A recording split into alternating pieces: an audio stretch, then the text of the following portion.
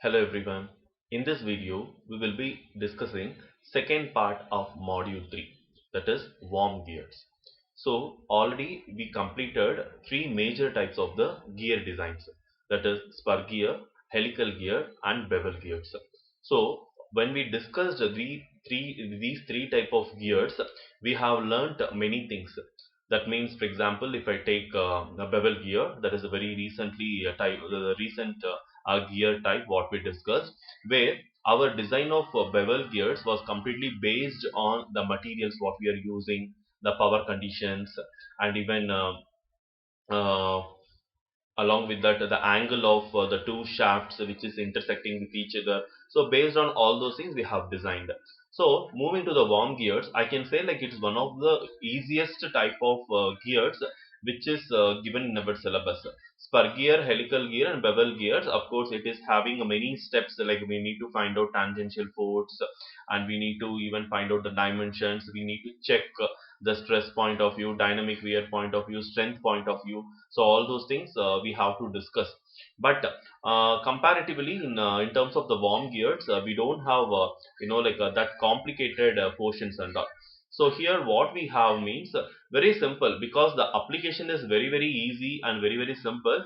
Anybody can able to find out, and even the designing also will be very easy. So in this video we'll just find out, we will just learn what is the worm gear, its the definition, types of worm gear, the materials used for the worm gears and its applications, all those things in detail we will discuss. Worm gear.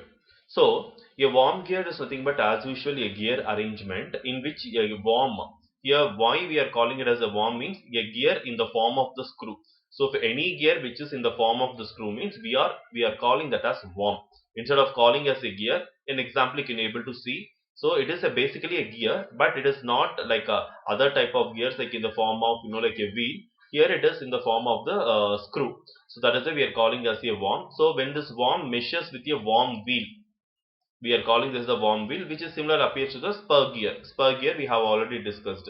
So this kind of arrangement will be calling as a worm drive. And the two elements are also called as the worm screw and worm gear. This is worm screw and this is worm gear. And the terminology is often confused by imprecise use of the term worm gear to refer the worm wheel or the worm drive as a unit. Like other gear arrangements, a worm drive can reduce rotational speed or transmit higher torque, which is very important.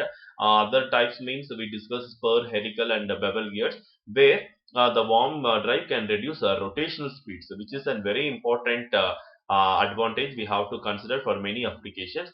And moreover, it is transmitting the higher torque than other things. And a worm is an example of a screw, one of the six simple machines. Okay, so when we speak about the screw, like we have many types of screw, particularly when we speak about the technical screws, where it is not only for the fastening purpose, apart from that even as a machine. So here the worm is a major example of a screw. And one of the major advantages of the worm drive units are that they can transfer motion in 90 degrees.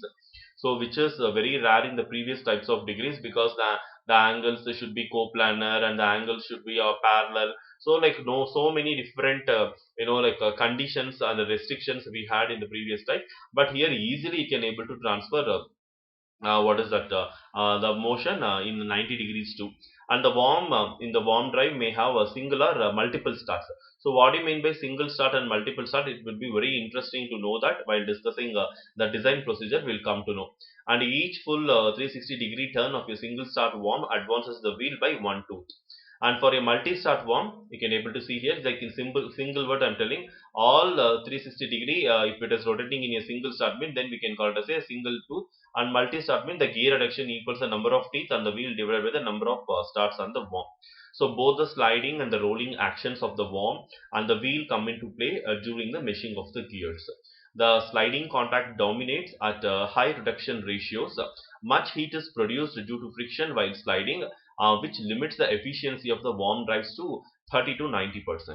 The worm and the wheel are made of dissimilar metals. This is very very important point to be noted in order to minimize the friction and loss in efficiency. In case if you go with the same material, and these problems will be facing, that is the friction will be there, and that leads to the wear and tear and ultimate failure, and the efficiency will be also drastically reducing. Then moving to the types of the worm gears. So the first are the non-throated worm gears. So actually these non-throated worm gears don't have any throat, but instead of that are any groove also, but this is machined around the circumference of either the worm or the worm wheel. The second are single-throated worm drives, in which the worm wheel is throated. The first one where it is not either throated or grooved, but the second one it is a throated, that is single throated, where the worm wheel is throated here, and the final type are a double throated worm drives where both the gears are throated. So these type of gearing can support the highest loading. An enveloping, that is a hourglass worm, has one or more teeth and increases in diameter from its middle point towards both ends. Double enveloping worm gearing comprises enveloping worms mated with fully enveloping worm wheels, and it is also known as globoidal worm gearings. So moving to the applications of the worm gears, where worm gears are a compact means of substantially decreasing speed and increasing torque. Small electric motors are generally high speed and low torque. The addition of a worm drive increases the range of the applications that it may be suitable for, especially when the worm drive is compactness is considered. Worm drives are used in presses, rolling mills, conveying engineering, mining industry machines, on rudders and circular saws. So in addition, milling heads and rotary tables are also positioned using a high precision duplex worm drives with adjustable backlash. Worm drives are used on many lift, elevator and escalator drive applications due to their compact size and their non-reversibility. I think when we discussed the previous types of gears, that is per gear, helical gear, and bevel gear, we didn't see these many applications because of the complications. The types of gears what we discussed, it had its own complications. But here you can able to see like these are all the applications, like almost whatever we see in our day-to-day life, or even in the technical fields. Like presses, rolling mills are like very common in most of the applications, and even the milling applications like rotary blades, duplex worm drives. So all these are like very common applications. And here you can able to see, like some of the examples of the worm gear where it is used. You can able to see a simple a worm with a worm wheel. You can able to see here, and again these two examples we can able to see, like usually it is used in this example, that is the rolling mills. So the first one is for the rolling mills, and second one is for the rotary tables. So this is for the rolling mills and this is for the rotary table. And moving to the next topic, that is the materials for the worm gearing. So for the worm gearing, especially for the power transmission, we should have steel worms and Pasper bronze worm gears. This combination is used extensively. The worms should be hardened and ground to obtain accuracy and a smooth finish. The Pasper bronze worm gears should contain from 10 to 12% of tin.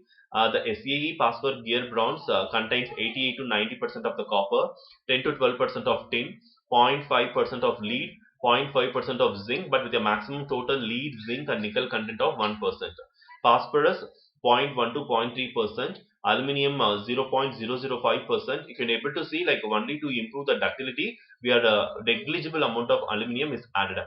And the SAE nickel phosphor gear bronze contains 87% copper, 11% tin, 2% nickel, and 0.2% of phosphorus. And along with this, materials for the worm and worm gears are generally confined to steel for worms and bronze or cast iron for gears. So mostly this would be the materials. So when steel worms are run with bronze gears at high speeds, the worm is usually hardened with ground threads. There is often some confusion as to the self-locking ability of the worm and the gear set. So the common terms used here are the axial pitch, lead angle, tooth pressure angle, helix angle, velocity ratio. So all these things we had discussed in detail in the previous videos. So we need not to discuss this once again.